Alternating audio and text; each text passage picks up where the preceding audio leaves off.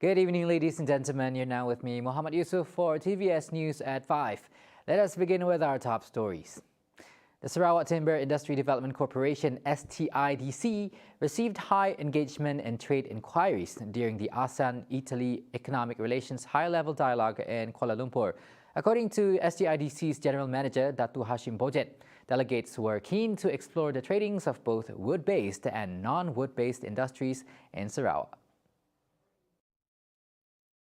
In a statement, Hashim disclosed that STIDC's participation during the dialogue is a strategic move by the state government to cement and implement Sarawak's forestry and timber industry master plan 2020 to 2030. It is also in line with Sarawak's post-COVID-19 development strategy PCDS 2030. The master plan and PCDS 2030, added Hashim, aims to ensure Sarawak's economic resilience and generate 8 billion ringgit in export earnings from the wood-based sector by 2030. Italy and ASEAN member countries benefited from a partnership formalized in 2020 when Italy has conferred the status of ASEAN development partner. He revealed that Italy is Malaysia's third largest global trading partner in the European Union, where 75 manufacturing projects worth $363.8 million with Italian participation were implemented across Malaysia by providing 4,320 job opportunities for Malaysians. The state government has allocated a total of 12.8 million ringgit under the Rural Transformation Project's RTP to enhance the facilities of schools in SARIKEI. Report State Assemblyman Datuk Seri Huang Tiong Si disclosed that a large allocation for education has been distributed by the government over a period of 6 years, starting from 2016 until 2022. This includes the latest allocation of 1.1 million ringgit for 23 schools in the district. Besides providing a safe and conducive learning environments for students, the allocation is to ensure that all schools, especially in Report, are not left behind in development and education prospects. According to Huang, the GPA's government, led by the Premier of Sarawak, Datuk Patinggi Tan Sri Abang Johari Tun Openg, appreciates the hard works of students by approving various incentives. At the same time, he assured that he will give more focus to education in his constituency. The allocation is also in line with the efforts to enhance the quality of education in SARIKEI. The Malaysian government remains steadfast in its commitment to pursue truth, justice and accountability for the downing of Malaysia Airlines flight MH17 and urges all states and parties involved to cooperate fully with the proceedings in accordance with the United Nations Security Council Resolution 2166 of the year 2014. Marking the 8th anniversary of the downing of MH17, the Transport Ministry said the government remains committed to pursue independent, open and impartial criminal proceedings against the alleged perpetrators in the Dutch national prosecution. The Boeing 777 was en route from Amsterdam to Kuala Lumpur on July 17, 2014, when it was shot down in the eastern part of Ukraine, killing all 298 passengers and crew on board. The ministry reiterated its deepest sympathies and condolences to the families and loved ones of the victims of the downing of flight MH17, noting that it is imperative to pursue accountability to ensure that such tragic incident is never repeated. Another man has been arrested for a similar offense committed by a woman who berated Islam for a supposed comedic skit just a few days ago. The man did not just insult Islam, but challenged non-governmental organization NGOs to face him directly in an attempt to justify his unfavorable statements. Serdang Police Chief ACP AA Anbalagan said the suspect was apprehended at a house in Bukit Kuchai, Puchong on Sunday, July 17 at about 12:30 p.m. The case will be investigated by Bukit Aman's Criminal Investigation Department's Classified Criminal Investigation Unit USTJ under Section 298A of the Penal Code and Section 233 of the Communications and Multimedia Act 1998. Prior to his arrest, his viral video prompted several individuals to physically assault him, causing him to bleed on his face. He then posted an apology video for berating Islam, which then led to him being arrested on grounds of instilling religious hate and animosity. At the same time, Anbalagan advises members of the public to not make impulsive decisions and should leave matters that violate the law to the relevant authorities.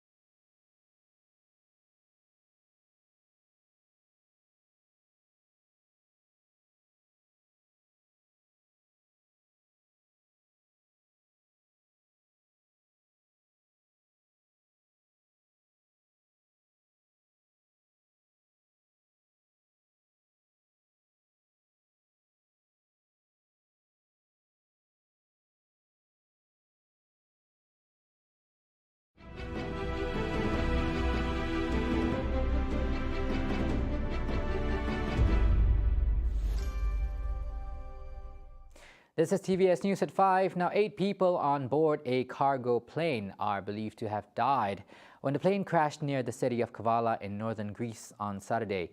15 firefighters and 7 assets were deployed to control the fire that engulfed the plane following the crash.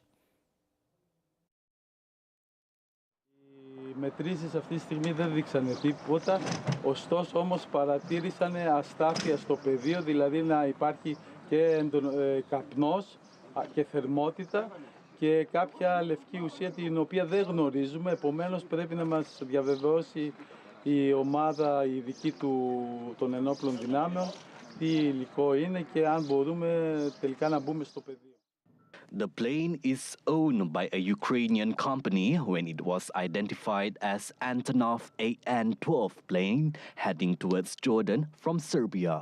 Prior to the crash, the pilot had requested for an emergency landing following an engine failure. Moments after that, the signal from the cargo plane was lost and local authorities perceive it to have crashed at that moment. The police have closed the area of the incident to enable investigations by the Special Disaster Response Unit, and its cargo is being treated as dangerous materials. Locals were confused on how the crash did not impact any of the houses in the vicinity. έπεσε πάνω στα σπίτια μας. Γιατί ήρθε από εκεί, έβγαζε καπνό και είχε ένα τόρευο σαν, δεν μπορώ να το περιγράψω, και πήγαινε κάτω απέναντι στο βουνό. Φαίνεται είδε το βουνό από εκεί πέρα και έστριψε προς τα κάτω και πήγε εκεί κάτω και καρφώθηκε εκεί κάτω στα χωράφια. Κατευθείαν φλόγες και αυτά, εμείς φοβηθήκαμε, δεν άφηναν να μπούμε. Φυσικά ύστερα κατέβηκαν πολλά αμάξια, αλλά δεν άφηναν να μπουν εδώ μέρα γιατί είχε έκρηξη συνέχεια. Now, as the term of President Ramnath Kovind is ending, India is set to elect its new president, the highest constitutional post in the country, on Monday. Unlike India's Prime Minister, the president is indirectly elected by an electoral college consisting of both houses of parliament, 28 provincial assemblies, and centrally administered territories with legislatures. A total of 4,896 elected members of parliament and state legislature with a total of 1.086 million will vote for the next president. The candidates will need to secure of 543,216 votes or more in order to be the president. The candidates for the presidency are Draupadi Murmu, the candidate for the National Democratic Alliance, which includes the Hindu nationalists Bharatiya Janata Party, BJP, and senior politician Yashwant Sinha of the same party, who headed finance and foreign ministries in the past. With numbers on their side, the ruling party candidate will have a smooth sailing as it has mustered the support of a few opposition parties, as experts and political commentators believe that will happen. On to our final news. The China-Pakistan Economic Corridor, CPEC, has borne the fruit of its labor, benefiting locals in poverty-stricken Pakistan by providing thousands with job opportunities, especially via Pakistan's Thar coal mining project. The project has especially revolutionized Pakistan's power sector and improved the livelihood of those residing in rural areas. The partnership was signed in 2015 during President Xi Jinping's visit to Pakistan. 中巴经济走廊是中巴实现共同发展的重要抓手。我们要发挥走廊建设对两国务实合作的引领作用，以走廊建设为中心，以瓜德尔港、能源、基础设施建设、产业合作为重点。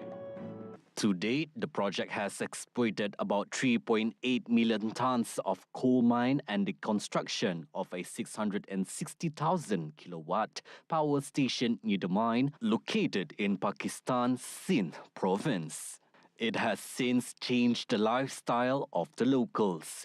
Women in poor families are now earning good salaries and have not been stuck at home as they traditionally were. जब वो लिखा हुआ था सारा हम गाड़ी की सहूलत देंगे, हम दिन वाले खाना देंगे, चाय देंगे, पानी सारा हमारा वर्दी सर्दी जो पेन किताब लिखना बोर्ड मैडम, हमने तो वहाँ गए माल देखा तो हमको तो अच्छा लगा, हमारे घर से भी अच्छा। See the world closer with TVS as we bring you the latest news updates, both locally and internationally, just a click away by heading on to our website at www.tvstv.my or follow us on our social media platforms. That's all the time we have for TVS News at 5. Join Lorenzo Isaac tonight for TVS Nightline at 11 p.m. I'm Mohammad Yusuf. Thank you for watching and have a good day.